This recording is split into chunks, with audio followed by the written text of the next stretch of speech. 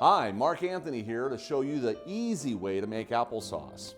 And I like getting a variety of apples because there's so many different varieties out there.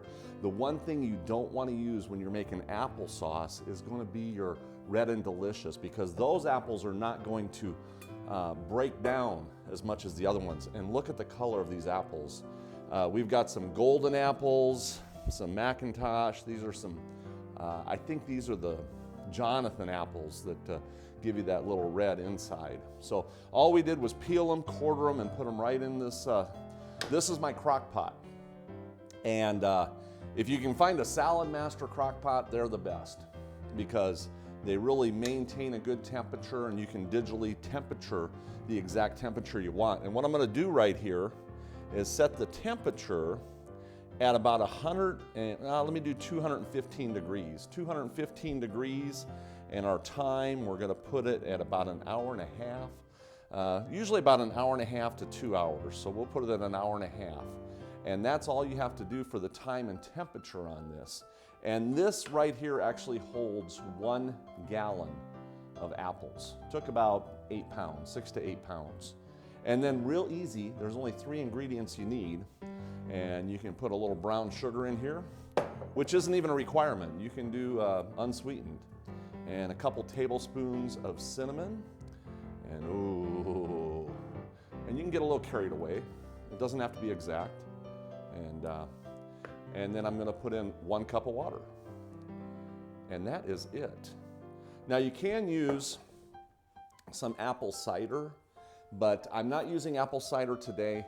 One of the things I'm trying to get away from is all these processed items, and these processed apples, just like these processed apple sauces, you really don't know what's in here. I mean, there can be bugs and up to 225 fragments per 8 ounces, that type of thing.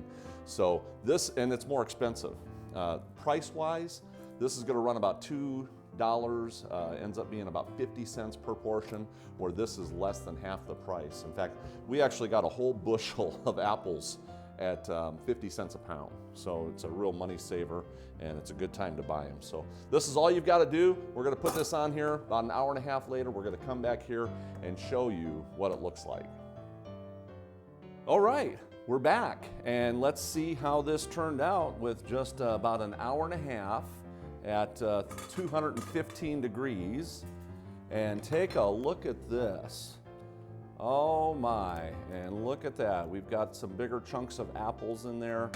And so what I'm gonna do is actually take a potato masher, and of course I do everything commercial style, and give this a little bit of mashing here and try to incorporate some of those flavors and get this mixed up nice and good. Oh, this smells so good.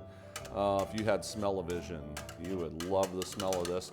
That's one thing that I'd really like to do too. When you're having guests come over and things like that, if you can get an applesauce going, they're gonna smell that as soon as they walk in the door, and that aromatherapy will set the stage for your entire presentation, you know, with your guests and everything.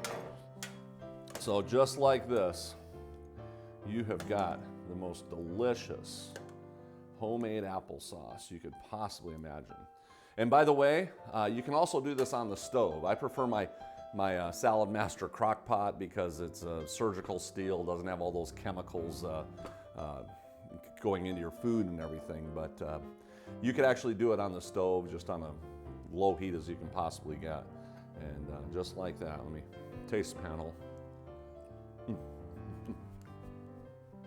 That is the best applesauce you will ever taste. Wow. And if you're doing a big presentation, you can always put a couple little cinnamon sticks in there. And just like that, it's that easy to make homemade applesauce. So use your time saving some money and get yourself some applesauce that is so much better. So this is Mark Anthony with the whole message. Bye-bye.